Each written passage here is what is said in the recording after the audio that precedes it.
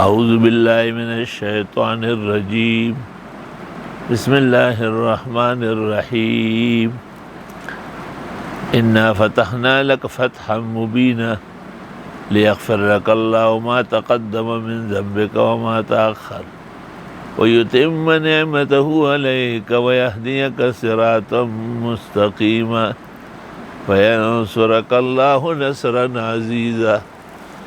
سورہ فتح مدینہ منورہ میں نازل ہوئی ہے۔ ترتیب نزول میں یہ 111 ہے اور موجودہ ترتیب فرشی حسب العرشی قرآن مجید کی 48ویں صورت ہے۔ اس صورت میں پیغمبر کے اعجاز کے طور پر فتوح البلدان کا اعلان ہے کہ اللہ تعالیٰ عنقریب پیغمبر اور ان کے اصحاب کو پورے جہان پر فتح نصیب کرے گا۔ علماء دین کہتے ہیں کہ یہ فتح 3 طرح ہے۔ ایک حفاظت دین کے ذریعے کہ اس کے علاوہ کوئی دین محفوظ نہیں، اور دوسرا اتمام حجت کے اعتبار سے کہ یہ شریعت ہر شخص، ہر فرقے، ہر عقیدے اور ہر عمل کو تحسین و تصحیح کر کے پھر اس پر قائم دائم رکھنا چاہتی ہے۔ عام طور پر مفسرین حضرات کہتے ہیں کہ یہ فتوحات جو نبی کریم صلی اللہ علیہ وسلم کے ذریعے امت اسلام کو ملی ہے، یہ برہان اور دلیل کے اعتبار سے۔ اس عاجز نے تشریحاً کہا کہ برہان اور دلیل یہ بھی ہے کہ پیغمبر پر جو وحی آئی محفوظ ہے، پیغمبر کی جو زندگی گزری ہے وہ محفوظ ہے، پیغمبر کی کے جو صحابہ ہے ان کی زندگیاں محفوظ ہیں، ان کی صلاحیتیں محفوظ ہیں۔ تو محفوظ اس لیے ہیں کہ الی یوم القیامہ ہے۔ گزشتہ انبیاء کو کتابیں بھی دی گئی، صحائف بھی، لیکن ان کی کوئی تفصیلی چیز محفوظ نہیں ہے۔ یہ اس بات کی علامت ہے کہ ان کی نبوت اور رسالت ایک وقت تک تھی، الی یوم القیامہ امتداد کے ساتھ اور عمر مدید کے ساتھ اگر کوئی نبوت اور رسالت ہے تو وہ جناب رسول اللہ صلی اللہ علیہ وسلم ہے۔ انا فتحنا لک فتحا مبینا۔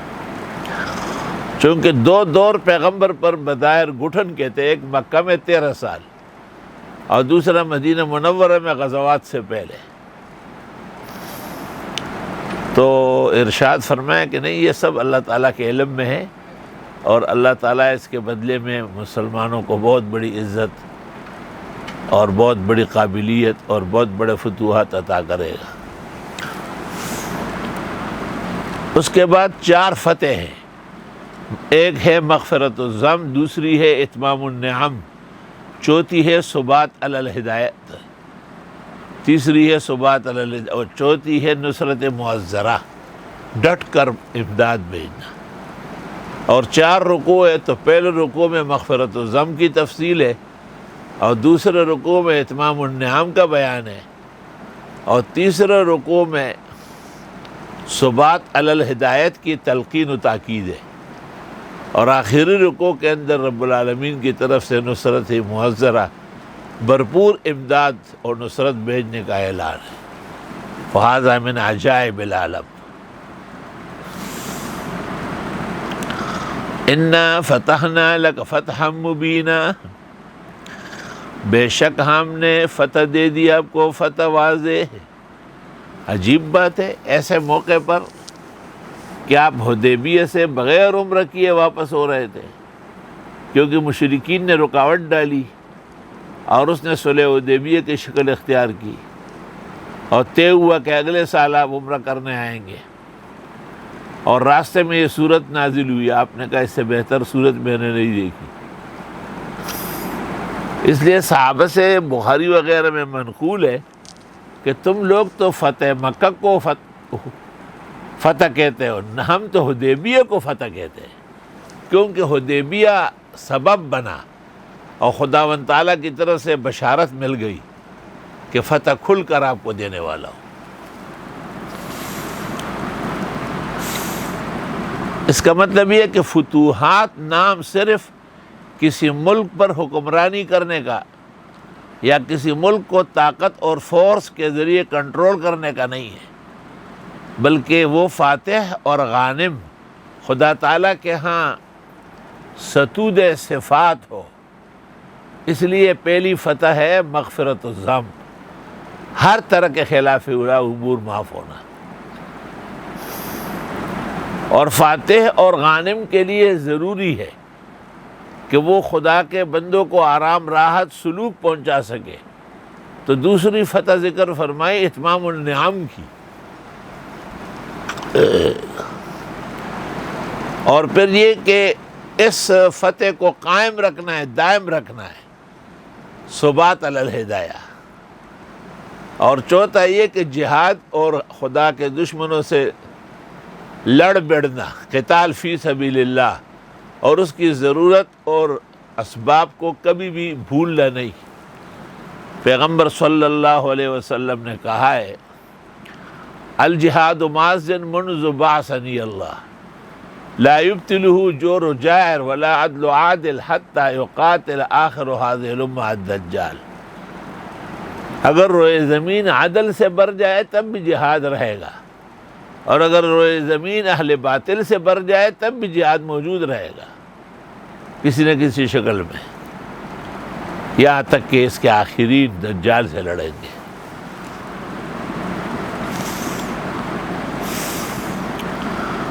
اور ہم نے فتح دے دی آپ کو، فتح کھل کر، تاکہ بخشش فرمائے آپ کی اللہ ان امور کی جو پہلے گزری ہے اور وہ جو بعد میں ہوگی۔ مطلب ہے کہ جو آپ سے صادر ہوگا، جس کی شکل گناہ کی ہو، ہمارے یہاں گناہ ہے ہی نہیں۔ ہم آپ کو ایسی اتھارٹی اور ایسی ڈگری اور آپ کو ایسا آستانہ بنا لیا کہ آپ کی ہر ادا ہمارے یہاں پسندیدہ ہے، تو گناہ کام سمجھا جائے گا۔ اس لیے صاحب ہدایہ ایک جگہ کہتے ہیں النبی و سبی، تو سبی سے تو غلطیاں ہوتی ہے لیکن اس کو غلطی مانا نہیں جاتا، اور نبی سے غلطیوں کی بھی کبھی تحفظ ہے، کیونکہ اللہ فرماتے انک بأعیننا ووحینا۔ تو علماء دین سہولت کے لیے ترجمہ کرتے ہیں، جہاں پیغمبر کے لیے ذنب آ جائے وہاں خلاف اولا امور، کہ جو پیغمبر کی شان کے لائق نہیں ہے ایسا کام بھی ہو جائے تو اس کو بھی ان کی بارگاہ میں گناہ سمجھا جاتا ہے، گو اور امت کے حق میں گناہ نہیں ہے۔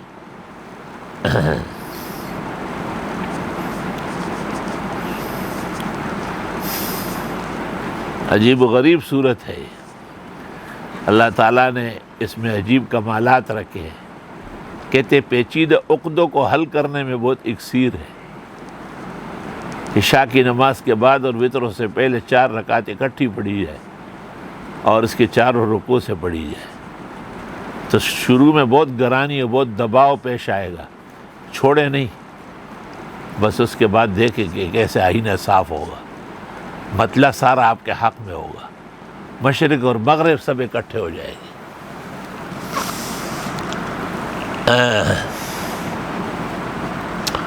علماء اہل سنت نے علم کلام اور عقائد میں اس سے استدلال کیا ہے کہ انبیاء خصوصاً حضرت محمد مصطفیٰ احمد مجتبیٰ صلی اللہ علیہ وسلم ہر طرح کے گناہ سے معصوم ہے۔ بعض کتابوں میں ہے کہ صغائر سے معصوم نہیں ہے، اور بعض کتابوں میں ہے کہ قبل ان یوحی الیہ معصوم نہیں ہے، اور بعد ما یوحی، یہ تمام کے تمام مقلوب مسائل، بے مقصد مسائل کتب اہل سنت میں آ گئے، کیونکہ اہل سنت کے ہاں بنیاد قرآن مجید اور احادیث ہے، اور قرآن کریم میں پیغمبر کے بارے میں فقد لبثت فیکم عمرا من قبلہ افلا تعقلون، اس دعوے نبوت سے پہلے بھی تو میں تمہارے یہاں رہا ہوں، اس وقت کوئی جھوٹ، کوئی خطا، کوئی گناہ ہوا ہے؟ اتنی عقل نہیں ہے۔ تو پتہ لگا کہ قبل ان یوحی الیہ بھی معصوم ہے، لیکن وہ عصمت تکوینی ہے، اور بعد ما یوحی الیہ جو معصوم ہے وہ عصمت تشریعی ہے، لتحفظ الشرائع و احکام الدین و آدابہ، محفوظ و مامون فرمائے گئے ہیں۔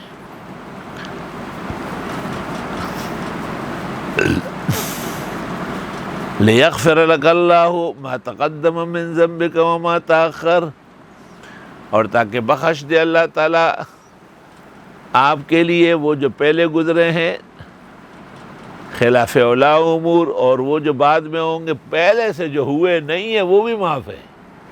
اسی کو عصمت الانبیاء کہتے ہیں۔ وَيُتِمُّ نِعْمَتَهُ عَلَيْكَ، اور پورا کرے گا احسانات آپ پر، وَيَهْدِيَكَ صِرَاطًا مُسْتَقِيمًا، اور ثابت قدمی دے گا آپ کو صراط مستقیم پر۔ ہدایت کا لفظ قرآن شریف میں 100 معانی میں ہے، یہاں پر ہدایت بمعنی استقامت کے۔ وَيَنْصُرَكَ اللَّهُ نَصْرًا عَزِيزًا، اور مدد دے دے گا تم کو اللہ تعالیٰ مدد بھرپور۔ دیکھو کچھ مدد ایسی ہوتی ہے کہ کبھی ہوتی ہے کبھی نہیں ہوتی۔ حضرت اقدس امام العصر مولانا انور شاہ نے لکھا ہے کہ بعض انبیاء علیہ السلام کی مدد ہوئی لیکن اس میں ٹائم لگا ہے۔ اس لیے بدر کے میدان میں محمد مصطفیٰ احمد مجتبیٰ صلی اللہ علیہ وسلم بارگاہ عالیہ میں مستغیث تھے، آہ بکا کرتے تھے، وہ مدد مانگتے تھے کہ خدایا ابھی بھیج دے آپ۔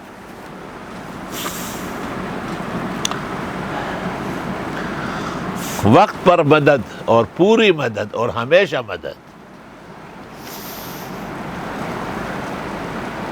پہلی وحی کے بعد جو رسول اکرم صلی اللہ علیہ وسلم کو ظاہری گھبراہٹ اور بشری اضمحلال محسوس ہوا تو ام المومنین خدیجۃ الکبریٰ نے یہی کہا نا کہ لا یخزیک اللہ ابدا، اللہ تعالیٰ آپ کو کبھی رسوا نہیں ہونے دے گا، یعنی ہمیشہ آپ کی مدد اور نصرت فرمائے گا۔ اور ابو بکر صدیق کو جب مکہ والوں نے نکالا کہ یہاں آپ عبادت نہیں کر سکتے تو ابن دغینہ نے آپ کو واپس لایا اور یہی کہا کہ آپ کو کبھی بھی خدا بغیر مدد کے نہیں چھوڑے گا۔ عام طور پر زندگی کے اطوار ہوتے ہیں، کچھ زندگی ایسی ہوتی ہے جس میں بہت مشقت محنت آ جاتی ہے۔ رشک نہ کرنا میری راحتوں پہ آج تم، ایک دور گزارایا ہوں میں درد و ستم کا۔ ابتدا میں جب مقامی حضرات سے اور کمیٹی سے کچھ اختلاف سا ہو گیا تھا تو فخر المحدثین استاد العالم شارح البخاری مولانا سلیم اللہ خان تشریف لائے، فرمایا چلو لوگوں پر بعد میں آتی ہے، آپ پر جوانی میں آ گئی، بس ابھی سہ لو پھر بعد میں آرام سے رہو۔ دیکھے ذرا کہ یہ تو ضروری ہے، نامی کوئی بغیر مشقت نہیں ہوا، اور 100 بار جب عقیق کٹا تب نگی ہوا۔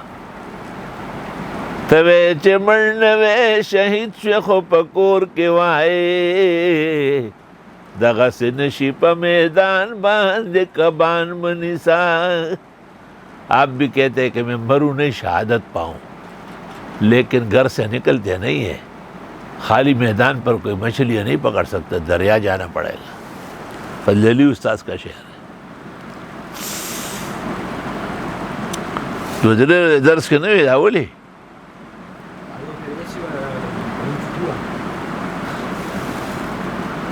ہاں لالا ہم نے رضی خان انور شاہ کو دے۔ افسوس ہے کہ اب انور شاہ ان علوم کے حاصل کرنے میں کمال ہمت نہیں دکھاتا۔ ایک یہ خیال بھی اس کا ہے کہ مجھے ویسے ہی سب کچھ آسان ہے، یہ اس وقت تک ہے جب پشت پر کوئی بیٹھا ہوا ہے۔ خدا نہ خواستہ جب پشت سے وہ سہارا ہٹ گیا نا تو پھر پاؤ پون کا پتہ چل جائے گا۔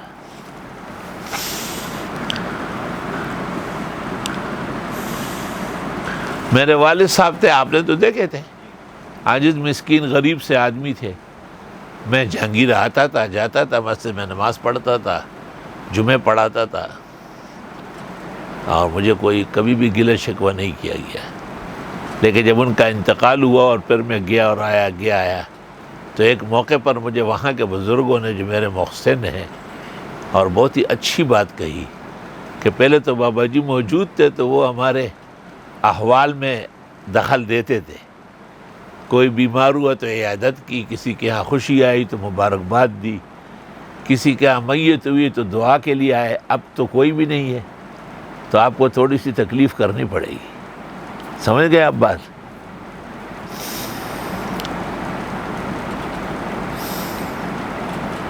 روایات اور واقعات میں کئی درج ہے کہ حضرت موسیٰ کلیم اللہ نے اللہ تعالیٰ سے کہا کہ یار میں ایک عرصے سے کوئی طور آتا ہوں، آپ سے ہم کلام ہوتا ہوں، کچھ عرصے سے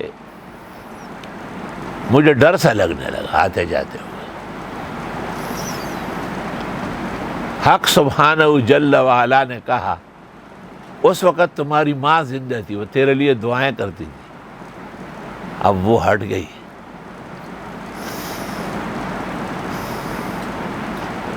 تو اس لیے علماء کہتے ہیں کہ اپنے والدین، اپنے اساتذہ مشائخ، ان کی زندگی کو مغتنم جانی جائے اور ان کے بعد بھی ان کے اچھے اعمال و اطوار کو، یہاں تک کہ ان کے دوستوں کو حسن سلوک کے ساتھ یاد کیے جائے تو ان کے زمانے کی برکات جاری رہے گی۔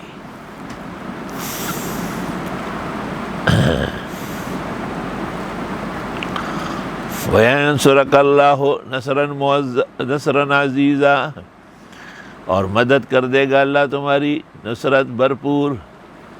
تو مغفرت و ذم کا بیان پہلے رکوع میں شروع ہے اور اتمام النعم دوسرے رکوع میں ہے، ثبات علی الہدایہ تیسرے رکوع میں ہے، اور ڈٹ کر امداد کرنا پیغمبر اور ان کے اصحاب کی یہ آخری چوتھے رکوع میں ہے۔ جی ہاں،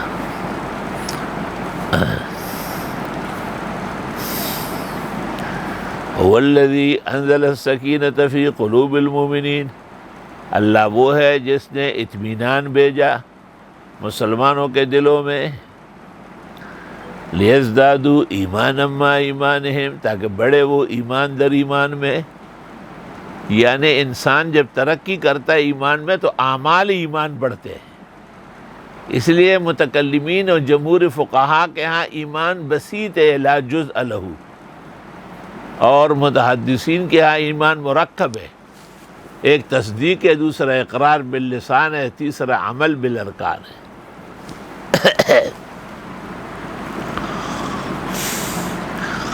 اس سے پتہ چلا کہ تحریک میں، درس میں، ادارے کے نظم و ضبط میں رفقا کا ہونا بھی ضروری ہے اور ان کا اطمینان بھی ضروری ہے۔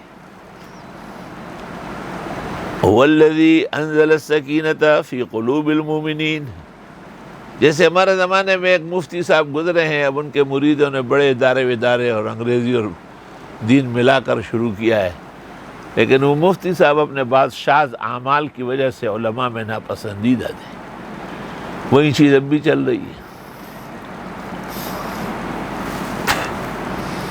الحمدللہ، بخلاف حضرت اقدس محدث العالم شیخنا و استاذنا و وسیلتنا الی اللہ مولانا محمد یوسف صاحب بنوری کے، ان کے اعمال میں جامعیت تھی، چنانچہ ان کا ہر ایک شاگرد اور خلیفہ وہ آپ کے کمالات کا آئینہ تھا۔ آپ کی طرف سے صرف ایک مفتی احمد الرحمن امت کے لیے کافی تھے۔ آپ کی ثابت قدمی، آپ کے اکابر کا انقیاد، آپ کے اپنے بزرگوں کے ساتھ حسن سلوک، اور آپ کے اپنے تلامید و اصحاب تک کے ساتھ جو خلق جمیل تھا، شاید میں نے اس کی نظیر نہیں دیکھی۔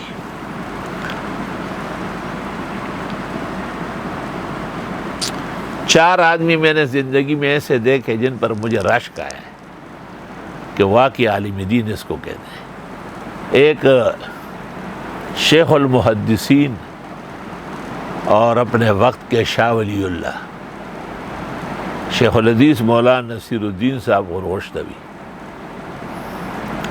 دوسرے حضرت مولانا عبدالہادی صاحب شیخ القرآن شیخ الحدیث، کوکا مولانا صاحب شاہ منصوری، تیسرے برکت المحدثین اور ریحانۃ العلماء حضرت مولانا عبدالحق صاحب کوڑا خٹک، اور چوتھے استاد گرامی قدر فقیہ النفس مولانا مفتی احمد الرحمن صاحب رحمۃ اللہ علیہ۔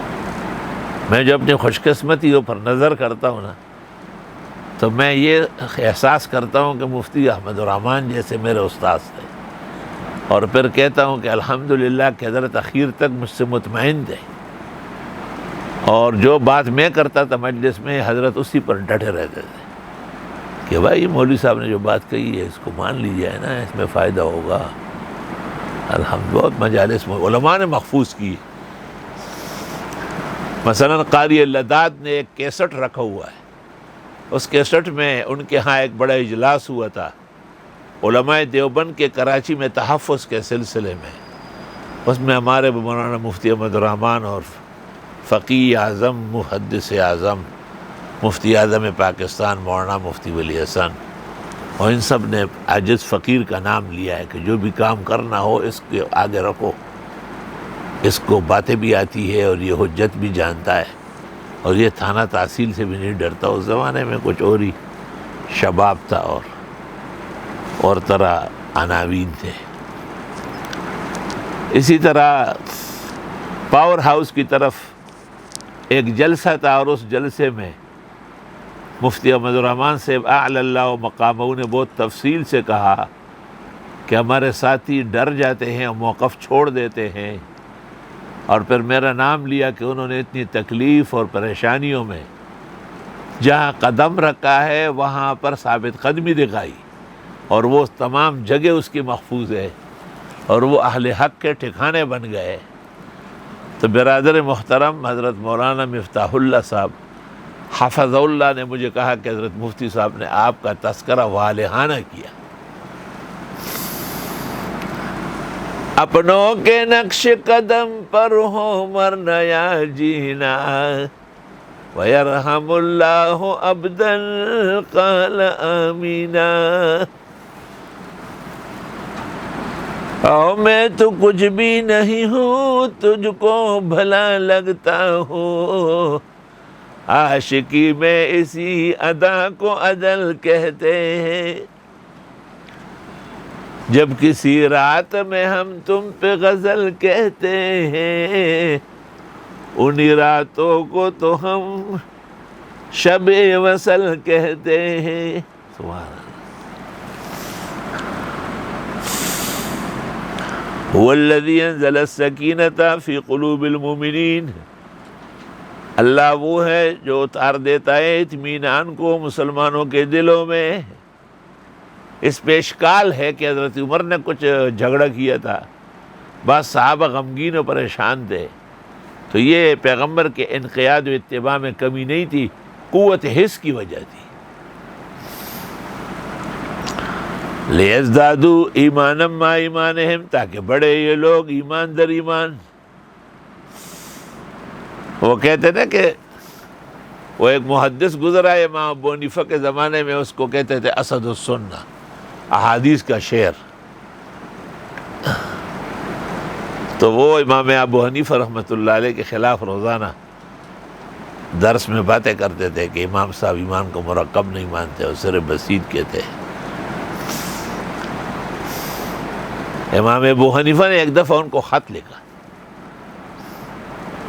اور وہ اس کی تپائی پہ پڑا ہوا تھا، اور زندگی تمام بھی اس کا جواب امام صاحب کو نہ لکھ سکے، یہاں تک کہ اسد السنہ مر گیا۔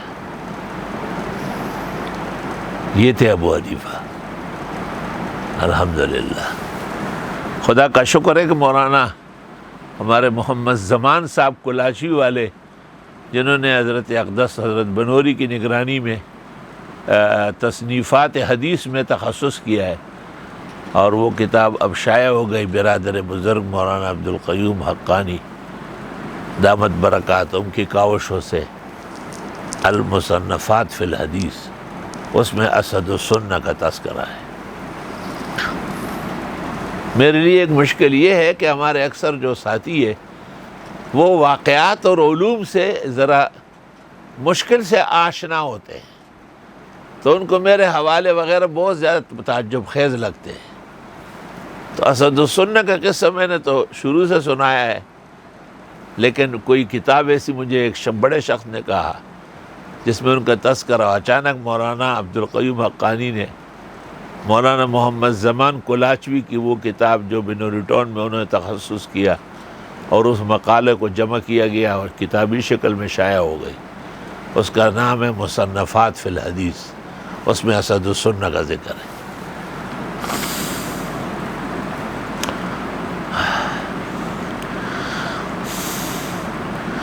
وَلِلَّهِ جُنُودُ السَّمَاوَاتِ وَالْأَرْضِ، اور اللہ کے ہاں ہے لشکر آسمانوں کے اور زمین کے۔ وَكَانَ اللَّهُ عَلِيمًا حَكِيمًا، اور ہے اللہ علم و حکمت والے۔ دیکھو لشکر تو پورا ہے، لیکن لشکر کا استعمال بھی عقل و دانش سے ہونا چاہیے۔ کیوں؟ ٹرمپ نے فوج منگوا لی ہے نا کالوں کی سرکوبی کے لیے، کمانڈر ان چیف نے اختلاف کیا، وزیر دفاع نے کیا غلط کر رہے ہو، امریکہ کو ڈبو رہے ہو، اور آپ خود امریکہ کے خلاف امریکی عوام کو کڑا کرنا چاہتے ہو۔ ٹرمپ نے راتوں رات فوج بھگائی، تو بیہودہ ہے نا۔ اس لیے اللہ فرماتے ہیں میرے پاس آسمان و زمین کے لشکر موجود ہے، مگر میں ان کا استعمال علم و حکمت سے کروں گا۔ کیا؟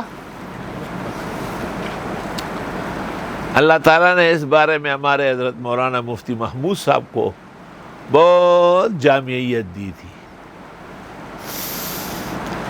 ایک ایسا موقع آیا کہ ان کی خدمت اقدس میں ایک بڑے عالم اور مفتی کی بعض ضمائم ذکر کیے گئے۔ آپ نے ارشاد فرمایا کہ ہم تو کراچی آتے ہیں تو یہ خیال ہوتا ہے کہ ان کی خدمت میں پیش ہوں گے اور دعائیں لیں گے، آپ کیوں ایسی باتیں کرتے ہیں؟ اور پھر آپ نے حکم دیا کہ بس تھوڑی دیر بعد میں ان کی خدمت میں جانا چاہتا ہوں۔ چنانچہ چلے گئے وہ، اور وہاں بورڈ پر اعلان لگا ہوا تھا کہ مفتی محمود آیا ہے سیاسی جلسے کرنے کے لیے، اگر کوئی طالب وہاں گیا تو وہ اخراج ہو جائے گا۔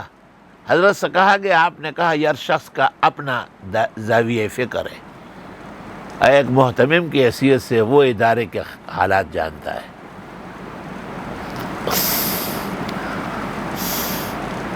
تھوڑی دیر میں لاؤڈ سپیکر کھل گیا، تلاوت شروع ہوئی، تو اس بڑے عالم نے حضرت مولانا حضرت مفتی صاحب نے، چونکہ میرے والد نے ان کو کہا کہ آپ بیان ضرور کریں،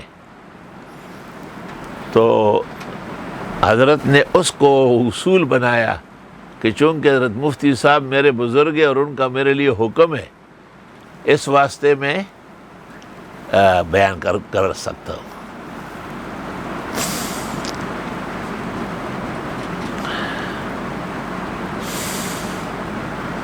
وَقَانَ اللَّهُ عَلِيمًا حَكِيمًا، اور ہے اللہ علم و حکمت والے۔ دیکھو یہ بات ہمارے ائمہ خطباء ہوتے ہیں نا، ان کے ساتھ خواہ زندگی میں محلہ داری ہوتی ہے تو کوئی نہ کوئی اختلاف کرتا ہے، تو وہ کمکلی کی وجہ سے ممبر پہ بیان کرتا ہے، اس کا یہ خیال ہوتا ہے کہ لوگ اس کو ڈانٹیں گے، لیکن اس کا نتیجہ یہ نکلتا ہے کہ اور جو چھپے ہوئے مخالفین تھے وہ اس شخص کے پاس جمع ہو جاتے ہیں۔ تو امام خطیب کو ممبر پر ایسا اظہار کرنا چاہیے جس طرح میرے خلاف کوئی ہے ہی نہیں۔ یہ علم و حکمت ہے۔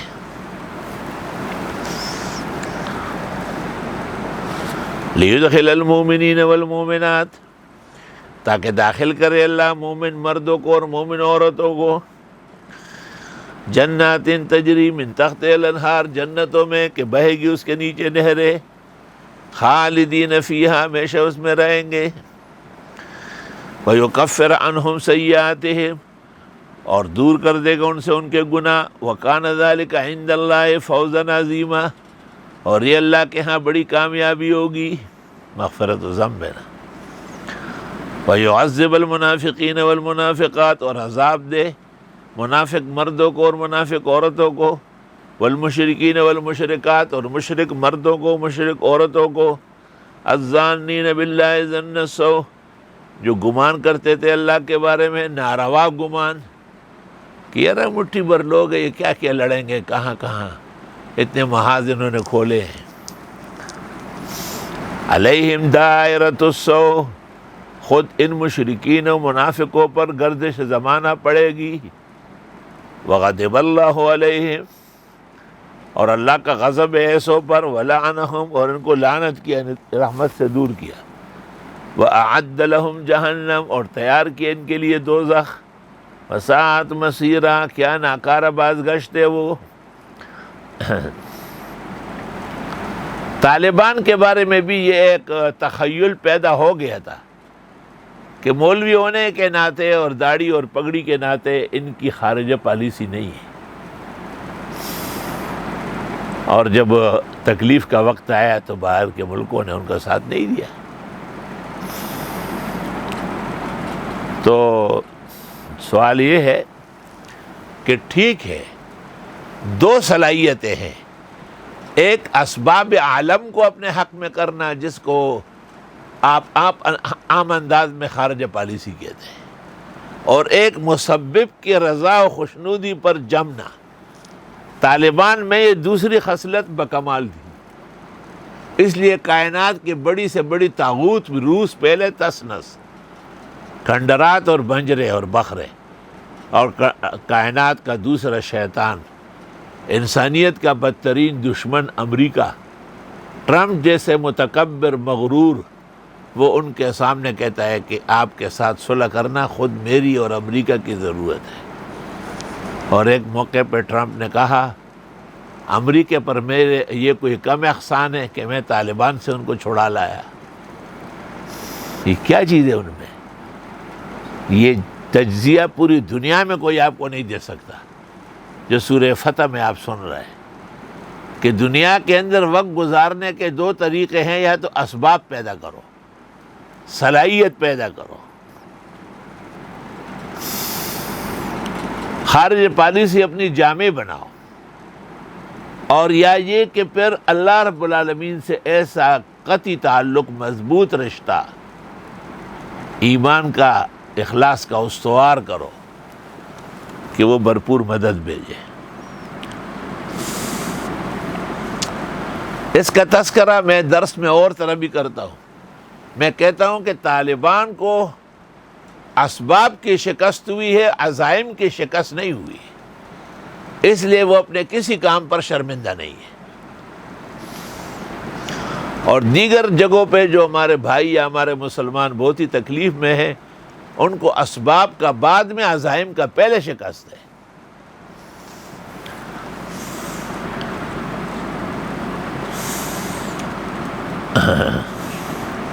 وہ ایک بادشاہ نے پوچھا نا کہ بصرے کا محدث کون ہے؟ کہ فلاں آزاد کردہ غلام۔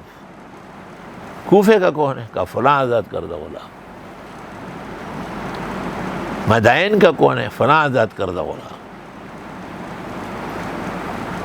ایک جگہ کا نام آیا کہ وہ فلاں حر اور اصلی، اس نے کہا شکر ہے، ورنہ میرا ہارٹ فیل ہو جاتا، سب کچھ ہم سے غلامان لے گئے۔ تو ایک عقلمند بیٹا تھا، انہوں نے کہا قرآن نے اس کا ذکر کیا، وَنُرِيدُ أَن نَّمُنَّ عَلَى الَّذِينَ اسْتُضْعِفُوا فِي الْأَرْضِ وَنَجْعَلَهُمْ أَئِمَّةً وَنَجْعَلَهُمُ الْوَارِثِينَ، ہم چاہتے ہیں کہ ہم احسانات کریں ان لوگوں پر، ان کے کمزوروں کو طاقتور بنائے اور انہی کو ملک اور سلطنت کے جانشین بنائے۔ دیکھا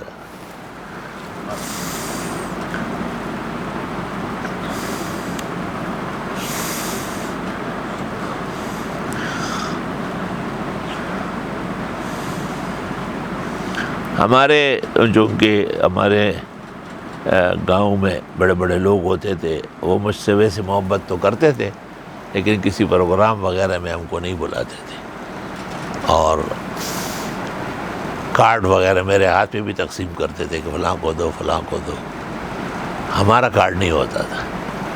تو میرے والد نے مجھے ایک دن کہا کہ یہی لوگ آپ کے گھر کے سامنے کھڑے ہوں گے، لیکن افسوس کہ میں نہیں ہوں گا۔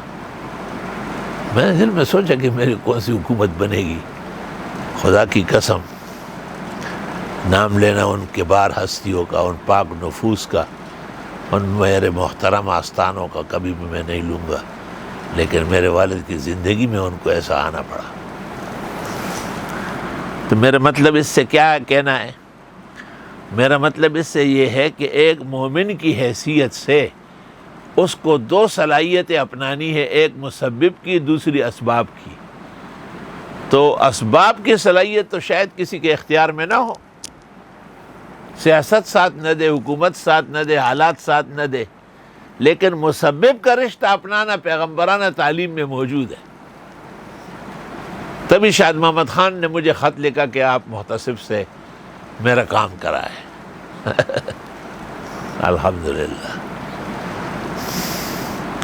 حالانکہ وہ شخص تھا کہ جس نے ہمارے امام صاحب میرے استاد مولانا احسان الحق صاحب کو کہا تھا کہ بس خود نماز پڑھایا کرو، یہ کم ذات اور نسل کے لوگوں کو آگے نہ کرو. اس طرح کہا.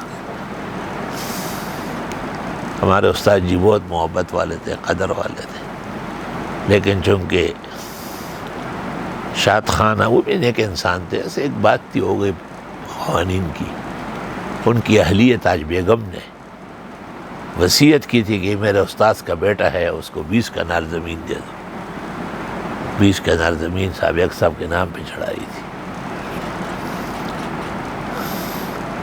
میں نے اس کا یہ حل نکالا کہ میں باہر کھڑا رہتا تھا، جب جماعت کڑی ہو جاتی تھی تو آ جاتا تھا، کیونکہ جب میں آتا تو استاد محترم مسلح سے پیچھے ہو جاتے تھے اور ان کو گرانیاں پیش آ رہی تھی.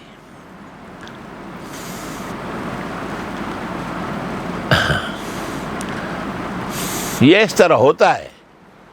میں بہت دور تک نگاہ ڈالتا ہوں الحمدللہ، اور اب نہیں، بہت شروعی زمانہ سے اللہ نے مجھے دور رس نگاہیں دی ہے.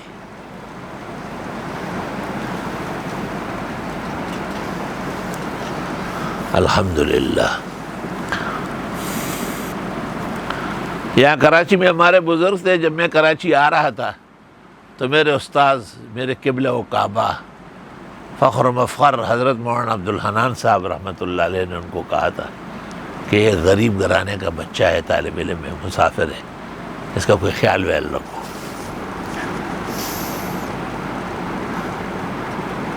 تو اس زمانے میں یہ ٹیوشن وغیرہ کا سلسلہ ایسا ہوتا تھا کہ اس وقت کم لگتا ہے اور آدمی کے اسباق بھی محفوظ ہوتے ہیں. تو پھر کافی زمانوں بعد وہ بیمار تھے. میں استاد محترم مفتی احمد الرحمان کو لے کے ان کی خدمت میں گیا. وہ ان کے استاذ کے باپ کے شاگرد تھے. تو انہوں نے بڑی حقارت سے مجھے کہا کہ آپ کے لیے تو مؤذنی و امامت تلاش کر سکتا تھا، لیکن چونکہ آپ غلام خانی ہیں، ایسے ہے ایسے ہے.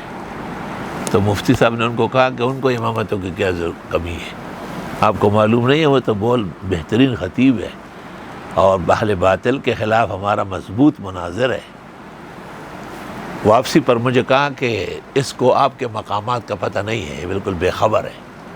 یعنی مفتی صاحب کو وہ باتیں اچھی نہیں لگی. یہ دیتا نہ خبر نہیں، پکم چکر کے بروت خدا خبر ہے. ہمارے محمد انور شاہ افریقہ گئے تھے اپنی بہن بہنوئی سے ملنے.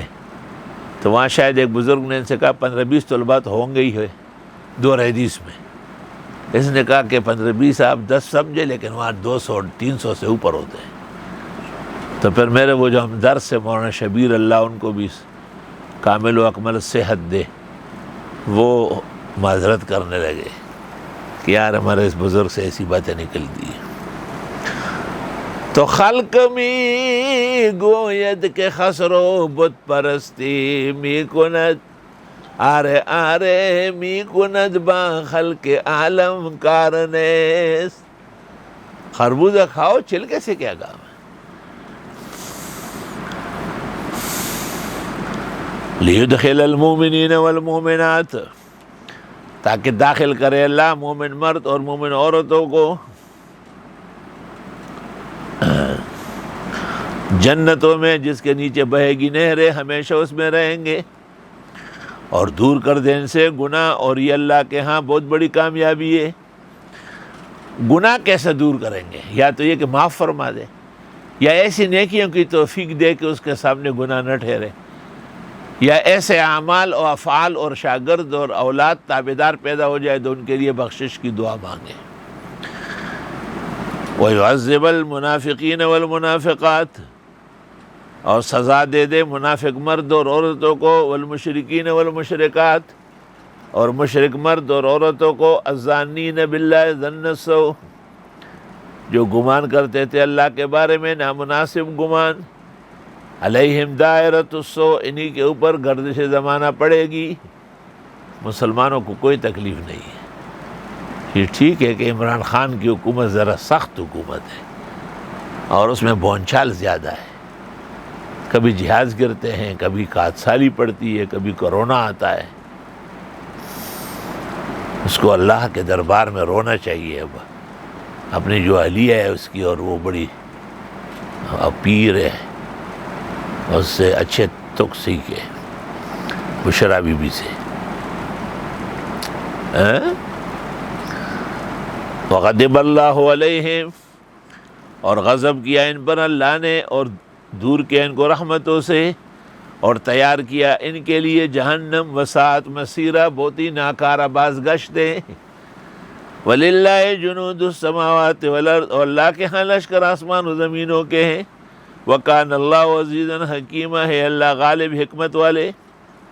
إِنَّا أَرْسَلْنَاكَ شَاهِدًا وَمُبَشِّرًا وَنَذِيرًا، اور ہم نے رسول بنا کے بھیجا آپ کو گواہی دینے والا، خوشخبری دینے والا اور ڈر سنانے والا۔ لِتُؤْمِنُوا بِاللَّهِ وَرَسُولِهِ، تاکہ ایمان لاؤ اللہ اور رسول پر، وَتُعَزِّرُوهُ، اور اللہ کے رسول کی مدد کرو، وَتُوَقِّرُوهُ، اس کی تعظیم کرو، وَتُسَبِّحُوهُ بُكْرَةً وَأَصِيلًا، اور اللہ کا تسبیح و تحمید کرو صبح و شام۔ اس سے امداد بڑھتی ہے، اس سے مسبب راضی ہوتا ہے۔ ان الذین یبایعونک انما یبایعون اللہ، بے شک وہ لوگ جو بیعت کرتے ہیں آپ کے ہاتھ پر، وہ بیعت کرتے ہیں خداوند تعالیٰ کے ہاں۔ ید اللہ فوق ایدیہم، اللہ کا ہاتھ ان کے ہاتھ پر ہے۔ فمن نکث فانما ینکث علی نفسہ، جس نے عہد توڑ دیا اس نے توڑ دیا اپنے خلاف، نقصان اس کو پہنچے گا۔ ومن اوفا، جس نے پورا کیا، بما عہد، جو اس نے عہد کی، علیہ اللہ، اللہ تعالیٰ اس کے ساتھ رہے گا، فسیؤتیہ اجرا عظیما، ان قریب دے گا اس کو وہ اجر عظیم۔ یہ جو عثمان رضی اللہ تعالیٰ عنہ کو گفتگو کے لیے مکہ بھیجا تھا حدیبیہ سے، حدیبیہ مقام پر مشرکین نے آپ کو روکا، وہ حرم داخل ہونے سے نہیں آنے دے رہے تھے، تو عثمان رضی اللہ عنہ اور ان کی گفتگو لمبی ہو گئی، مشہور ہو گئی کہ شاید حضرت عثمان قتل کیے گئے۔ تو آپ نے کہا کہ اگر ایسا ہوا ہے تو پھر ہم یہاں سے تب جائیں گے کہ عثمان کے خون کا بدلہ لیں گے، اور آپ نے بیعت کرایا صحابہ کو، اس پر میرے ساتھ عہد و پیمان کرو، اور ایک ہاتھ دوسرے ہاتھ پہ رکھ کے کہا یہ عثمان کی بیعت ہے، کیونکہ یقین تو نہیں تھا قتل ہونے کا۔ اس کا ذکر اللہ نے کیا۔ بزرگان دین ان سے بیعت مراد لیتے ہیں، لیکن یہ کئی وجوہ سے کمزور استدلال ہے۔ مثلا اگر یہ مان لیا جائے کہ معین الدین چشتی سے شروع ہوا ہے، یا عبد القادر جیلانی سے، یا شہاب الدین سروردی سے، یا مودود نقشبندی سے، تو اس سے پہلے کیا رواج تھا؟ دین تو پہلے سے کامل و اکمل ہو چکا ہے۔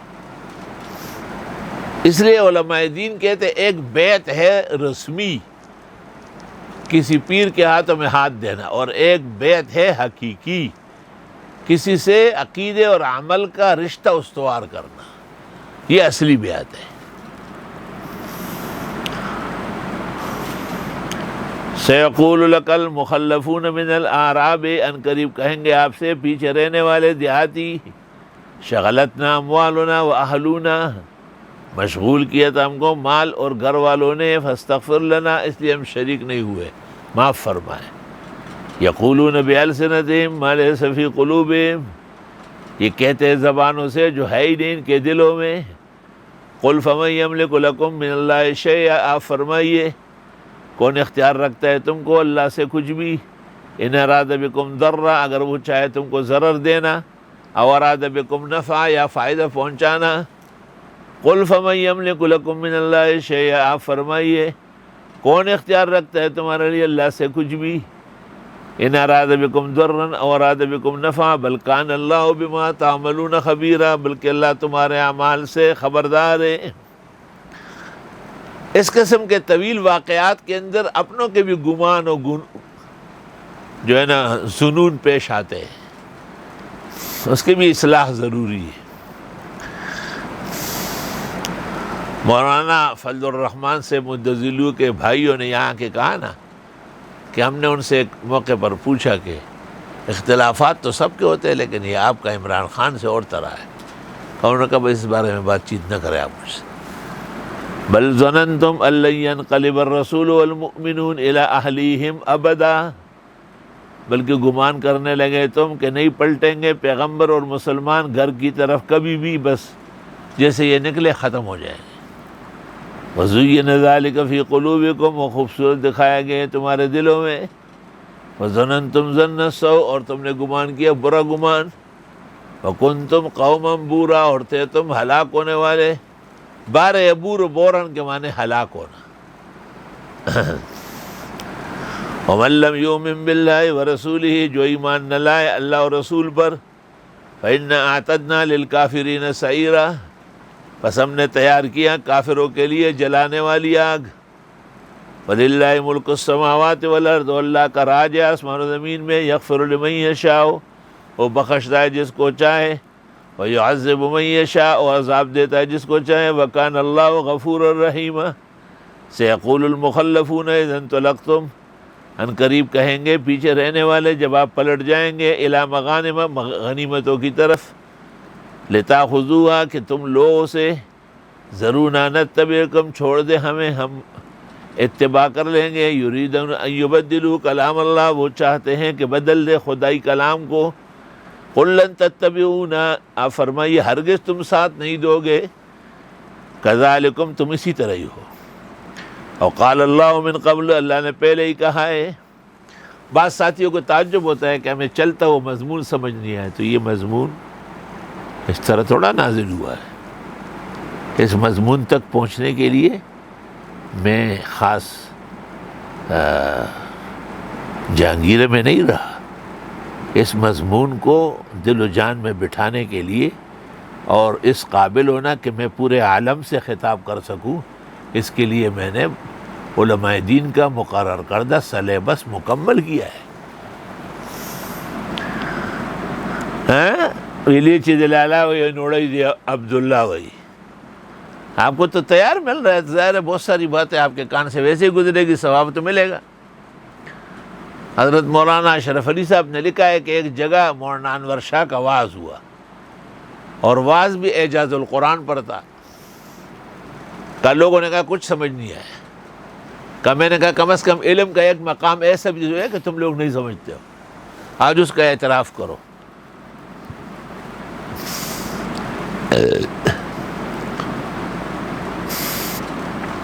وَمَن لَّمْ يُؤْمِن بِاللَّهِ وَرَسُولِهِ، اور جو ایمان نہ لائے اللہ اس کے رسول پر، فَإِنَّا أَعْتَدْنَا لِلْكَافِرِينَ سَعِيرًا، ہم نے تیار کیا کافروں کے لیے جلانے والی آگ۔ وَلِلَّهِ مُلْكُ السَّمَاوَاتِ وَالْأَرْضِ، اور اللہ کا راج ہے آسمان و زمین میں۔ يَغْفِرُ لِمَن يَشَاءُ، بخشتا ہے جس کو چاہے، وَيُعَذِّبُ مَن يَشَاءُ، وَكَانَ اللَّهُ غَفُورًا رَحِيمًا۔ سَيَقُولُ الْمُخَلَّفُونَ، ان قریب کہیں گے پیچھے رہنے والے جو جہاد میں نہیں گئے، اذا انطلقتم، جب تم واپس ہو جاؤ، الی مغانم، غنیمتوں کی طرف، لتاخذوها، کہ اس کو لو، ذرونا نتبعکم، ہمیں چھوڑ دے، ہم ساتھ دینا چاہتے ہیں۔ یریدون ان یبدلوا کلام اللہ، یہ چاہتے ہیں کہ بدل دے خدائی فیصلے کو۔ خدائی فیصلے کیا ہے کہ یہ بد نصیب رہیں گے اور یہ نبی کا پورا ساتھ نہیں دیں گے۔ اب بھی بعض ساتھی ہمارے ایسے ہیں جو پورے ساتھ نہیں ہیں، اور مجھے افسوس ہوتا ہے کہ اس ممبر اور محراب سے 40-45 سال سے میں نے محنت کی، لیکن پیغمبر کی محنت کے سامنے ہماری حیثیت کیا ہے؟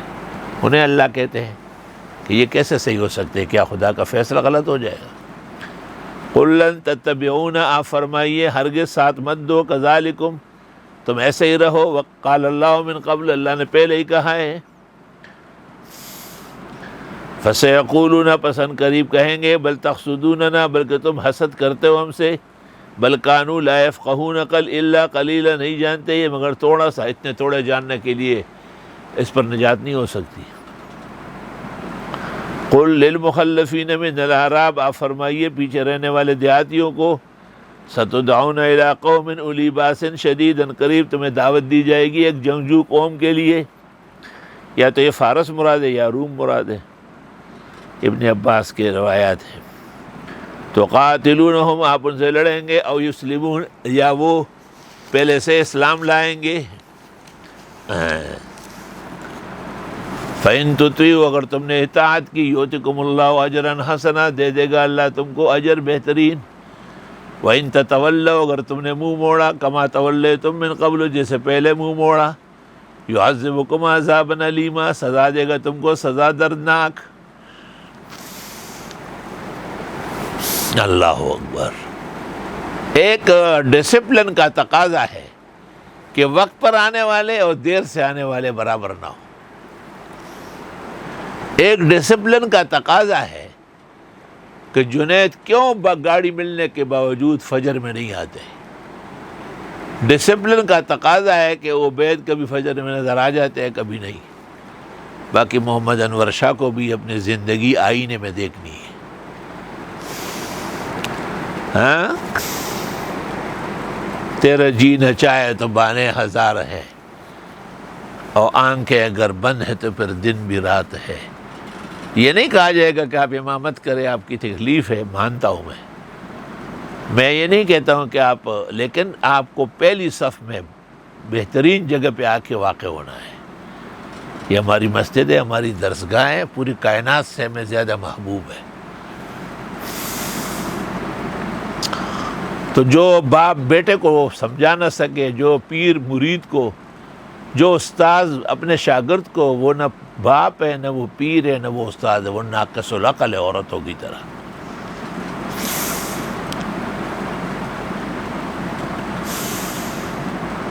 یہاں ایک شخص آتا تھا اور عین بخاری کے وقت کے جب ختم ہو جاتا تھا، دعا ہوتی تھی، وہ آتا تھا اور ایک خطیر رقم میرے ہاتھ میں رکھتا تھا۔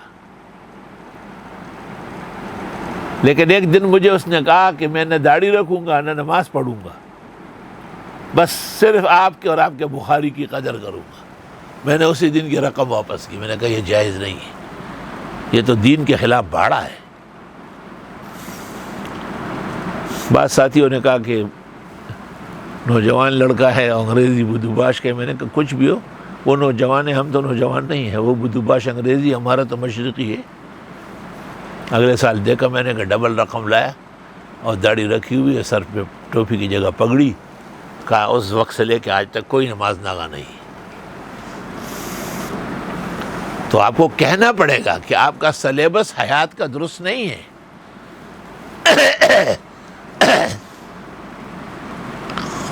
اب ہمارے مزمل بھائی ہے جو ہمارے روز اول سے خاص ساتھی ہے، جامعہ کے اساسی فرد ہے، منصور وغیرہ سب بات کے ہیں، وہ کہتے ہیں نا کہ نہ خدے ہو، نہ رسول ہو، یا سالار ہو یا منصور ہو، شروع سے صرف ہم دو تھے۔ لیکن وہ احمد کے ہاں رہنے لگا، پتہ نہیں یہ جائز بھی ہے یا نہیں، اور اس کے نتیجے میں احمد کو بھی جماعت سے روکا، کہتے مجھے پڑھا لیتا ہے۔ اور احمد کو جماعت سے روکنے کے ساتھ ساتھ اعلیٰ حضرت صاحب اللحم و شحم الذی یفتخر علی جسامتی و ضخامتی، اس کو بھی جماعت سے روک۔ بھائی آپ کو اس عمر میں ان کو ایسا بنانا تھا کہ یہ پورے محلے کی نمازیں پڑھواتے، یہ کیا ہو رہا ہے؟ تو میں اس میں مزمل بھائی کو بھی ملزم سمجھتا ہوں کہ اس کی جو بزرگانہ سستی اور غفلت ہے، اس نے بیٹوں میں باوجود اچھے لوگ ہونے کے، اچھائی کو ڈھکن سے باہر نہیں نکالا ہے. اچھا سالن بنا ہے، اچھے کھچڑی ہے، اچھی روٹی ہے، لیکن استعمال کا موقع بھی تو. لیس علی الاعمی حرج، نہیں اندھے پر کوئی اعتراض، تو یہ اندھے ہیں جو جماعت میں نہیں ہوتے. ولا علی الاعرج حرج، اور نہ لنگڑے پر کوئی اعتراض، وہ لنگڑا تو لگا ہوا ہے جماعت کرا رہا ہے. ولا علی المریض حرج، اور نہ بیمار پر کوئی اعتراض، بیمار تو 7 بیماریوں کے ساتھ 5 وقت نماز جماعت کے ساتھ پڑھا سکتا ہے. خدا کا لاکھ لاکھ شکر کرم احسان.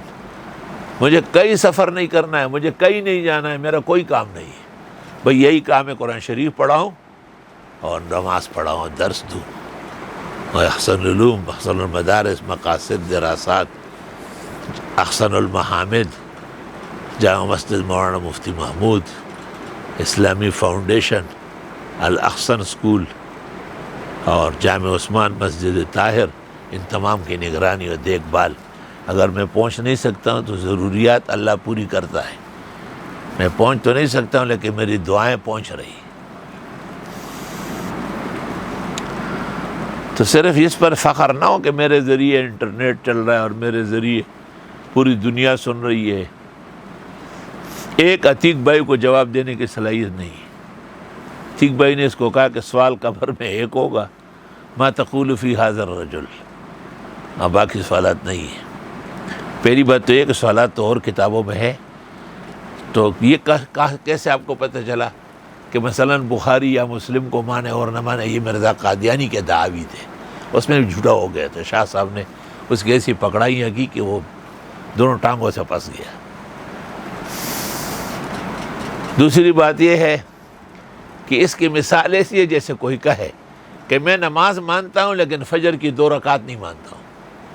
میں نماز مانتا ہوں قرآن میں ہے، مگر ظہر کی 4 ہے اور عصر کی 4 ہے، مغرب کی 3 ہے، عشاء کی 4 ہے، یہ مجھے قرآن میں دکھاؤ. جیسے یہ شخص کہتا ہے کہ میں نماز مانتا ہوں کہ نہیں مانتا ہے. یہ نہ ماننے کا طریقہ ہے.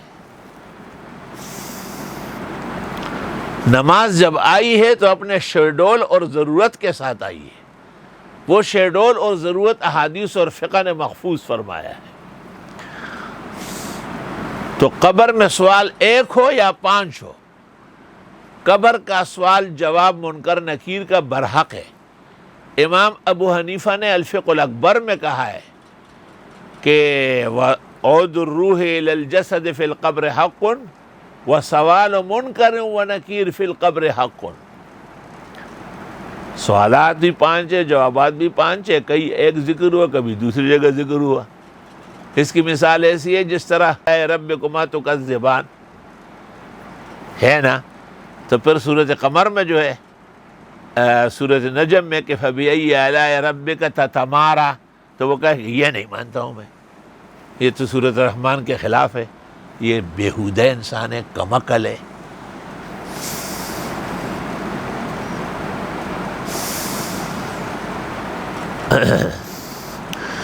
اس ضمن میں آپ کے لیے تو نہیں ہے، آپ کہاں ان باتوں کو سمجھیں گے، لیکن محمد انور شاہ پورے عالم ہے اور جنید بھی کسی درجے میں تکونی عالم ہے،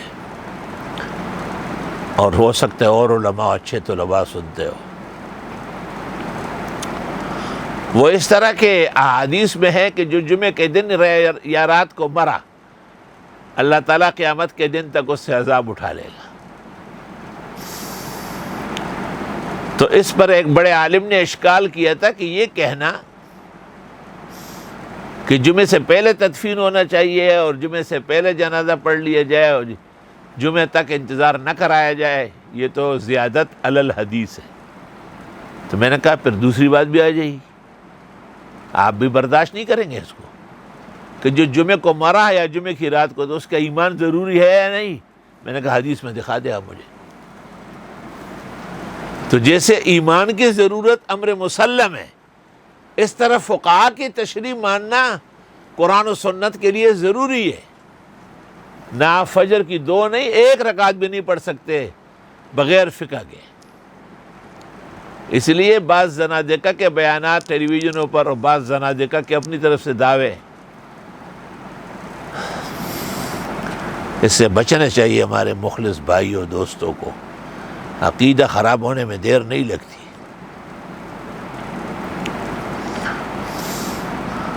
مثلا یہی شخص ایک کتاب لکھ چکا ہے جشن میلاد کے نام سے، اور اس نے علماء دیوبند کے بارے میں جو اصل اہل سنت والجماعت ہے کہ احادیث کی روشنی میں یہ دجال اور خوارج ہے،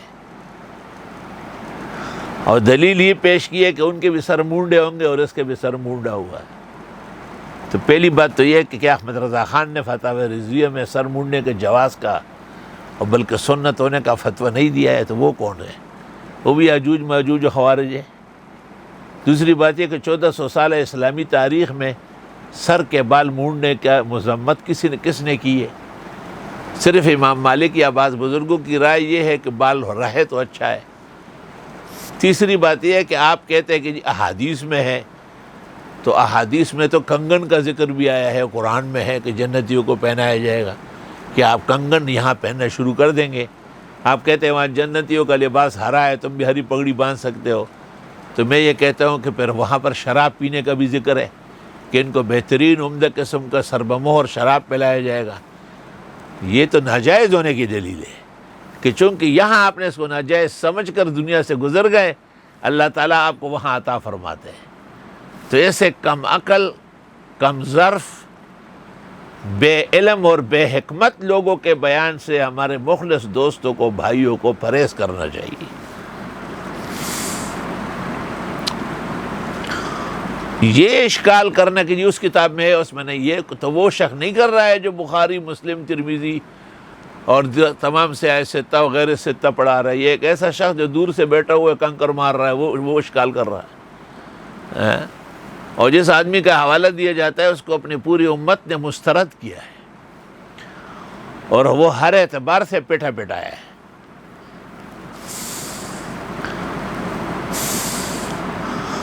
نہیں ہے اندھے پر کوئی اعتراض، اور نہ لنگڑے پر، اور نہ بیمار پر۔ اگر یہ لوگ جہاد میں شریک نہ ہو جائے تو آزار ہے۔ فقہاء کرام نے کہا ہے کہ آزار کی موجودگی میں جماعت کا ترک جائز ہے۔ 36 آزار لکھے گئے ہیں۔ آیا ان آزار کی وجہ سے ترک جماعت جائز ہے یا نیل الثواب بھی ہوگا؟ قولان مشہوران لأہل الفقہ والاسلام، دونوں قول موجود ہیں۔ تو مغفرت الذنب کا رکوع اول اور اتمام النعم کا رکوع ثانی، اور اب ثبات علی الہدایہ کی ہدایت پر کیسے رہو گے؟ ہدایت والے لوگوں کا اتباع کرو، وہ صحابہ ہے۔ لقد رضی اللہ عن المؤمنین، خوب خوش ہوئے اللہ مسلمانوں سے، مراد حضرات صحابہ ہے۔ اذ یبایعونک تحت الشجرہ، جب بیعت کر رہے تھے آپ کی درخت کے نیچے، ببول کے درخت کے نیچے آپ بیٹھ گئے، اور جب آپ نے یہ سنا کہ حضرت عثمان کو اہل مکہ نے گھیر لیا اور قتل کیا، آپ نے کہا بدلہ لیں گے۔ فعلم ما فی قلوبہم، پس جان لیا اللہ نے جو ان کے دلوں میں تھا۔ فانزل السکینۃ علیہم، اتارا ان پر اطمینان۔ واصابہم فتحا قریبا، اور پہنچا دیا ان کو نزدیکی فتح۔ خیبر اللہ نے مکے سے پہلے اس ہاتھ میں فتح کرایا ہے۔ ومغانم کثیرۃ یاخذونہا، اور غنیمتیں بکثرت، جو یہ مطلب ہے کہ حدیبیہ سے واپس جانے میں یہ حکمت تھی کہ تیار فورس ساتھ میں خیبر گئی اور خیبر کو فتح کر لیا۔ تو خیبر والے بھی ساتھ ہو گئے مسلمان، اور وہ غنائم بھی ساتھ ہو گئے، تو فتح مکہ آسان ہو گیا۔ یہ ہے اس کا حکمت۔ وَكَانَ اللَّهُ عَزِيزًا حَكِيمًا، اور ہے اللہ غالب اور حکمت والے۔ مطلب ہے کہ اللہ تعالیٰ تو ایسے ایک ٹک میں سب کچھ دے سکتے ہیں، لیکن حکیمانہ پالیسیاں ہیں۔ وَعَدَكُمُ اللَّهُ مَغَانِمَ كَثِيرَةً تَأْخُذُونَ، وعدہ کیا تم سے اللہ نے بہت غنیمتوں کا جو تم لے رہے ہو۔ فَعَجَّلَ لَكُمْ هَذِهِ، بس جلدی دے دیا آپ کو یہ، یعنی فتح مکہ کی یا غزوہ خیبر کی۔ وَكَفَّ أَيْدِيَ النَّاسِ عَنْكُمْ، اور روک لیے لوگوں کے ہاتھوں کو تم سے، آنے نہیں دیا۔ وَلِتَكُونَ آیَةً لِّلْمُؤْمِنِينَ، اور تاکہ بن جاؤ نشان۔ مسلمانوں کے لیے وَيَهْدِيَكُمْ صِرَاطًا مُسْتَقِيمًا، اور ثابت قدمی دے تم کو سیدھے راستے پہ، وَأُخْرَىٰ لَمْ تَقْدِرُوا عَلَيْهَا، اور ایک فتح اور بھی ہے جس پر تم ابھی قادر نہیں ہو، قَدْ أَحَاطَ اللَّهُ بِهَا، اللہ اس کو گھیر چکے ہیں، یہ فارس اور روم کے فتح ہے۔ تفسیر ابن ابی حاتم۔ وَكَانَ اللَّهُ عَلَىٰ كُلِّ شَيْءٍ قَدِيرًا، اللہ ہر چیز پر قادر ہے۔ وَلَوْ قَاتَلَكُمُ الَّذِينَ كَفَرُوا، اور اگر قتال کیے تم سے کافروں نے، لَوَلَّوُا الْأَدْبَارَ، پیٹ پھیر کر بھاگیں گے، ثُمَّ لَا يَجِدُونَ وَلِيًّا وَلَا نَصِيرًا، پھر نہیں پائیں گے اپنے لیے دوست اور نہ مددگار۔ کسی نے کہا نا کہ یہ باجوج لڑ سکے گا ہندوستان سے، تو میں نے کہا لڑ سکے گا۔ اس نے کہا کیوں؟ میں نے کہا اپنے کام پر پورا متوجہ ہے، ایک لمحہ اس کا فارغ نہیں، اور قطعاً بیان بازی نہیں کر رہا۔ سنت اللہ التی قد خلت من قبل، خدا کی عادتیں وہی ہیں جو پہلے گزری ہے، یعنی اہل ایمان اور انبیاء علیہ السلام کی مدد کرنا۔ وَلَن تَجِدَ لِسُنَّتِ اللَّهِ تَبْدِيلًا، اور نہیں پاؤ گے اللہ کی عادتوں میں بدلی۔ وَهُوَ الَّذِي كَفَّ أَيْدِيَهُمْ عَنكُمْ، اللہ وہ ہے جس نے روک لیا ان کے ہاتھ تم سے، وَأَيْدِيَكُمْ عَنْهُمْ، اور تمہارے ہاتھ ان سے، بِبَطْنِ مَكَّةَ، مکہ کے سرزمین میں، حدیبیہ 6 میل کے فاصلے پر ہے مکے سے، مِن بَعْدِ أَنْ أَظْفَرَكُمْ عَلَيْهِمْ، بعد اس کے کہ اللہ تم کو غلبہ دے سکتا تھا ان پر، وَكَانَ اللَّهُ بِمَا تَعْمَلُونَ بَصِيرًا، ہے اللہ تمہارے اعمال کو دیکھنے والے۔ اس وقت جنگ مناسب نہیں سمجھی گئی، ان کے ہاتھ تم سے روکے، تمہارے ہاتھ ان سے روکے، کیا مطلب؟ مصالحت پر بات ہو گئی۔ ہم الذین کفروا، یہ وہی کافر ہے، وَصَدُّوكُمْ عَنِ الْمَسْجِدِ الْحَرَامِ، اور جنہوں نے روکا تم کو مسجد حرام جانے سے، وَالْهَدْيَ مَعْكُوفًا، اور قربانی کا جانور اٹکے ہوئے تھے، أَن يَبْلُغَ مَحِلَّهُ، کہ پہنچ جائے اپنی قربان گاہ کو، وَلَوْلَا رِجَالٌ مُؤْمِنُونَ، اور اگر نہ ہوتے مرد مومن، وَنِسَاءٌ مُؤْمِنَاتٌ، اور عورتیں مسلمان، لَمْ تَعْلَمُوهُمْ، کہ تم ان کو نہیں جانتے، أَن تَطْؤُوهُمْ، کہ تم ان کو رون لوگے، فَتُصِيبَكُم مِّنْهُم مَّعَرَّةٌ بِغَيْرِ عِلْمٍ، پس پہنچے تم کو ان کی وجہ سے عیب اور عار بغیر سمجھ۔ دیکھو کچھ لوگ ابھی مکہ میں چھپے ہوئے ہیں، کچھ مرد ہیں مسلمان، کچھ عورتیں ہیں۔ یہ جو آج آپ واپس بغیر عمرہ کیے جائے، اس میں یہ حکمت ہے کہ وہ نکل آئیں گے۔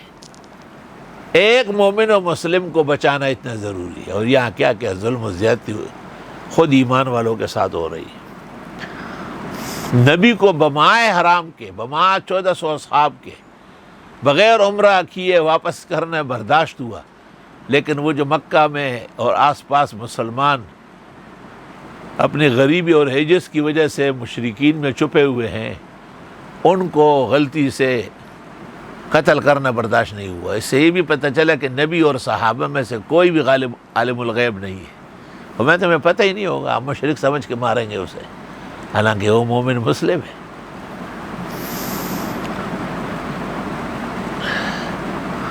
لِيُدْخِلَ اللَّهُ فِي رَحْمَتِهِ مَن يَشَاءُ، اور تاکہ داخل کرے اللہ رحمتوں میں جس کو چاہے۔ لَوْ تَزَيَّلُوا، اور اگر یہ لوگ ہٹ جاتے، مسلمان جو مکہ میں پسے ہوئے، اگر وہ تھوڑی دیر کے لیے ان کے ہٹ جاتے، لَعَذَّبْنَا الَّذِينَ كَفَرُوا مِنْهُمْ عَذَابًا أَلِيمًا، ہم سزا دے دیتے کافروں کو ان میں سزا دردناک۔ اِذْ جَعَلَ الَّذِينَ كَفَرُوا فِي قُلُوبِهِمُ الْحَمِيَّةَ، جس وقت ڈالنے لگے کافر مسلمانوں کے دلوں میں غصہ، حمیت الجاہلیہ، جاہلانہ غصہ، کہ اس نبی نے خواب دیکھا تھا اور اس نبی نے حکم دے دیا تھا، یہ نبی برحق ہے تو پھر واپس کیوں جا رہے؟ بکواس، یہ جاہلانہ خیالات۔ فَأَنزَلَ اللَّهُ سَكِينَتَهُ عَلَىٰ رَسُولِهِ، پس اتارا اللہ نے اطمینان پیغمبر پر، وَعَلَى الْمُؤْمِنِينَ، اور مسلمانوں پر، وَأَلْزَمَهُمْ كَلِمَةَ التَّقْوَىٰ، اور لازم کیا ان کے لیے تقوی کا فیصلہ کہ کوئی نافرمانی نہیں ہوئی۔ وَكَانُوا أَحَقَّ بِهَا وَأَهْلَهَا، اور یہ صحابہ حقدار تھے اور اہل تھے۔ وَكَانَ اللَّهُ بِكُلِّ شَيْءٍ عَلِيمًا، اللہ ہر چیز کے جاننے والے ہیں۔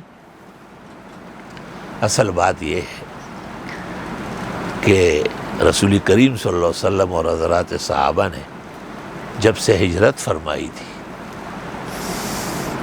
تو لڑائیاں پیش آتی رہی. سن 2 میں بدر ہوا، سن 3 یا 4 میں احد پیش آیا، سن 5 پہ خندق پیش آیا. مطلب یہ کہ تعلقات اہل مکہ سے خراب ہوتے گئے.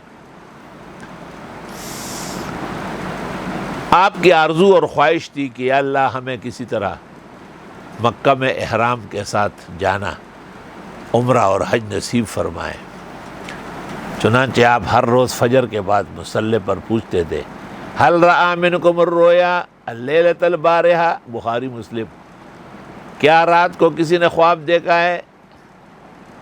وکان ینتظر فتح مکہ، ایک دن آپ نے کہا ولیکنی رأیت، تو میں نے دیکھا کہ ہم سارے مل کر گئے اور مشرکین نے کوئی تعرض نہیں کیا، ہم خیر و عافیت سے مکہ داخل ہوئے اور عمرہ کیا، واپس ہو گئے. تو آپ کے اس خواب میں بے شک یہ بات تو نہیں تھی کہ یہی سال ہے، لیکن بہرحال یہ بھی نہیں تھا کہ یہ سال نہیں ہے. صحابہ کا جوش ایمان کا اور فرط محبت دیکھ کر کے آپ نے بھی رخت سفر باندھا. لیکن جب حدیبیہ مقام تک پہنچے تو اہل مکہ نے پیغام بھیجا کہ آگے مت بڑھے.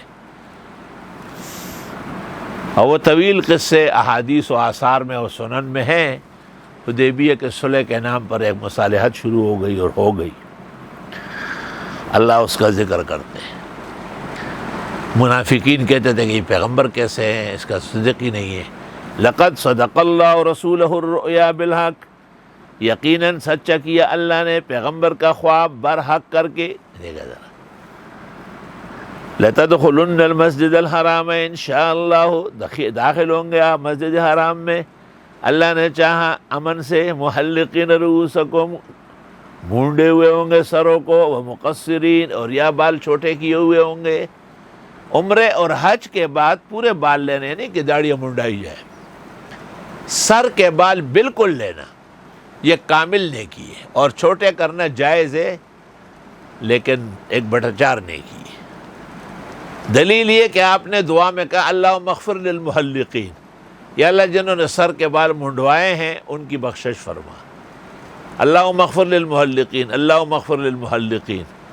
تیسری یا چوتھی مرتبہ آپ نے کہا والمقصرین.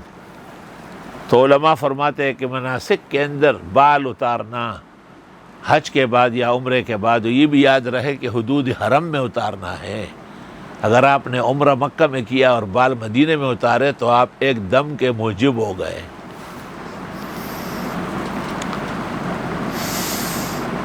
لا تخافون، کوئی خوف نہیں ہوگا تمہیں. کہتے ہیں کہ عبداللہ ابن رواحہ فتح مکہ کے موقع پر پیغمبر کے آگے آگے چل رہے تھے اور اشعار پڑھ رہے تھے. بسم الذی لا دین الا دینہ، بسم الذی محمد رسولہ، خلوا بنی الکفار عن سبیلہ، الیوم نضربکم علی تأویلہ، کما ضربناکم علی تنزیلہ،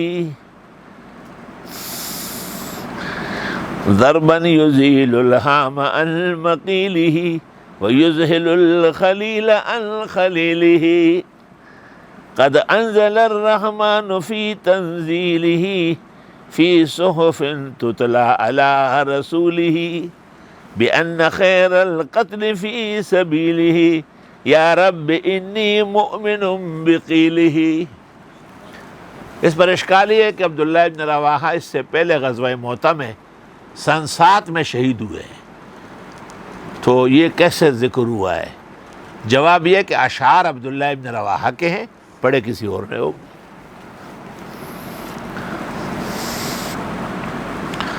فعلم ما لم تعلموا، پس جان لیا جو تم نہیں جانتے. فجعل من دون ذلك فتحا قریبا، دے دیے تم کو اس سے پہلے ایک اور فتح، غزوہ خیبر کا. هو الذی ارسل رسولہ بالہدی ودین الحق، اللہ وہ ہے جس نے بھیجا اپنا پیغمبر ہدایت اور دین حق کے ساتھ. لیظہرہ علی الدین کلہ، تاکہ غالب کر دے اس کو تمام دینوں پر. وکفی باللہ شہیدا، کافی اللہ گواہ. محمد الرسول اللہ، اصل میں تحریر جب ہو رہی تھی اور لکھا گیا کہ میں محمد رسول اللہ ہے، تو مشرکین نے کہا کہ لا نقول انک رسول اللہ، ولو نقول لک لما منعناک ولا قاتلناک، اگر ہم آپ کو رسول مانتے تو نہ لڑائی ہوتی نہ رکاوٹ ہوتی، تو آپ رسول ہٹا دے اور میں محمد ابن عبداللہ کر دیں۔ آپ نے حضرت علی کو کہا ہٹا دو، اس نے کہا میں نہیں ہٹا سکتا۔ آپ نے خود اس سے لیا اور اپنے ہاتھ سے مٹایا، اور پھر لکھا میں محمد عبداللہ ہے۔ آپ نے فرمایا میں محمد ابن عبداللہ بھی ہوں، محمد رسول اللہ بھی ہوں۔ جس پر صلح ہو جائے مناسب ہے۔ اللہ کو اس پر غصہ آیا اور فرمایا محمد الرسول اللہ۔ قیامت تک یہ گواہی قرآن میں جاری رہے گی۔ والذین معہ، جو ان کے ساتھ ہے، کہتے ابو بکر مراد ہے۔ اشداء علی الکفار، سخت ہے کافروں کے مقابلے میں، عمر مراد ہے۔ اور رحماء بینہم، آپس میں شیر و شکر ہے، عثمان۔ تراہم رکعا سجدا، دیکھیں گے آپ ان کو رکوع و سجود میں، علی۔ یبتغون فضلا من اللہ، ڈھونڈتے ہیں اللہ کا فضل اور اس کی خوشنودی، تمام صحابہ۔ سیماہم فی وجوہہم، نشانی ان کے چہروں سے ظاہر ہے، من اثر السجود، اللہ کی عبادت کے۔ ذالک مثلہم فی التوراۃ، یہ مثال ان کی توریت میں بھی تھی، ومثلہم فی الانجیل، اور ان کی مثال انجیل میں بھی ہے۔ کزرع اخرج شطأہ فآزرہ، بس مانن اس کھیتی کے جو نکالے اپنے پٹے کو اور پھر بڑھنے لگے، فاستغلظ، مضبوط ہو جائے۔ جیسے ایک پٹا نکلتا ہے نا بیج کے، تو بہت کمزور سا ہوتا ہے، کوئی ہوا آئے کوئی پاؤں رکھے ختم ہو جائے گا۔ یوجب الزرع، اور وہ تخوش کرتا ہے مزارع کو، لیغیظ بہم الکفار، اور غصہ دلاتے ہیں ناشکر قسم کے مزارع کو۔ اس آیت سے امام مالک نے استدلال کیا، استنبط مالک ان هذه الآیة تکفیر الروافض لأنهم یبغضون الصحابہ، وقال اللہ تعالی لیغیظ بہم الکفار، تفسیر روح المانی۔ وعد اللہ الذین آمنوا وعملوا الصالحات منہم، وعدہ کیا اللہ نے ایمان والوں کے ساتھ اور جو عمل کیے نیک ان میں سے، مغفرتاً بخشش کی، واجرا عظیما، اور بڑے اجر کی۔ سورۃ فتح تو 200 طریقے سے پڑھائی جا سکتی ہے، ایک سورۃ فتح میں 1 مہینہ لگ سکتا ہے۔ اب یہاں پر غزنوی کے غزوات شروع کرو، شہاب الدین غوری کے حملے بھی بیان ہو سکتے ہیں، اور محمد بن قاسم کا احوال ہے، یعنی بلازوری نے فتوح البلدان لکھی، وہ ساری بیان ہو سکتی ہے۔ لیکن چونکہ ہم آپ کے ساتھ گزارا کرتے ہیں، آپ کو چائے بھی پلانی ہے اور شاید کوئی اور چیز بھی ہو، اس لیے یہ صورت مشتمل تھی فتح البلاد پر۔ کیا؟ اور آگے جو حجرات ہے وہ ہے اصلاح العباد، بندوں کی اصلاح۔ اگر بندوں کی اصلاح نہ ہوئی تو جو فتح ہو چکی ہے وہ خراب ہو سکتی ہے، بندے بغاوت کر لیں گے کہ بھئی ہم نہیں مانتے اس حکومت کو۔ یہ قرآن کا کمال اعجاز ہے۔ الحمدللہ رب العالمین، نستغفرک اللہم و نسألک السلام والعافیہ۔ اللہ تعالیٰ حفاظت فرما، یا اللہ تمام بیماروں کو صحت شفا عطا فرما، یا اللہ مسلمان مرحومین کی مغفرت فرما، یا اللہ ہمارے حاضرین مجلس اور ان کے غائبین اور جتنی کائنات ان مضامین کو کئی بھی سنتے ہیں، رب العالمین ان سب کو حفظ و امان نصیب فرما۔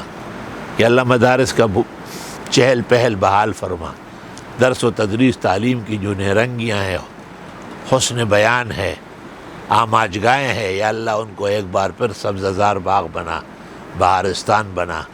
یا اللہ یہ کورونا وائرس اور وبا اور بلا جلدی ختم فرما۔ خدا جتنی دعائیں انبیاء و مرسلین، اولیاء و متقین، خاتم النبیین نے مانگی ہمیں عطا فرما۔ جتنے بلیات و آفات سے، امراض و اسقام سے، ظاہری اور باطنی تکالیف و مصائب شدائد سے پناہ مانگی گئی ہے، اللہ ہمیں محفوظ فرما۔ صلی اللہ علیہ وسلم۔